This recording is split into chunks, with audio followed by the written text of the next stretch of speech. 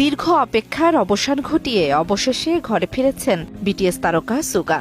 সামরিক প্রশিক্ষণের নিয়মিত অধ্যয়ন শেষে নতুন করে ভক্তদের সামনে আসতে যাচ্ছেন তিনি। জানা গেছে আগামী শুক্রবার সুগা ফিরে আসবেন তার সামরিক দায়িত্ব পালন শেষে।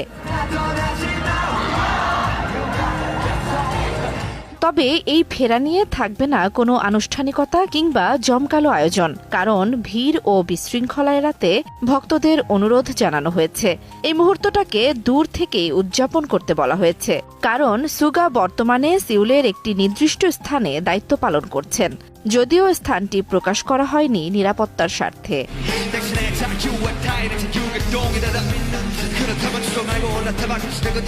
সুগার সেনাবাহিনীতে যোগদানের পরই শারীরিক সমস্যার কারণে নিয়মিত সামরিক প্রশিক্ষণ থেকে অব্যাহতি দেওয়া হয়েছিল। পরবর্তীতে তাকে একজন সামাজিক সেবা কর্মকর্তা হিসেবে দায়িত্ব দেওয়া হয়, যা তিনি যথাযথভাবেই পালন করেছেন। যদিও এর আগে বিটিএস এর অন্য ৬ সদস্য ইতোমধ্যেই সামরিক দায়িত্ব শেষ করেছেন। এবার সেই তালিকায় যুক্ত হয়েছে সুগার নাম। এখন শুধু ভক্তদের অপেক্ষা আরও একবার গান, ভালোবাসা আর আবেগের যাত্রায় সুগার ফিরে আসার। জান্নাতুল দোলনা, সময় সংবাদ।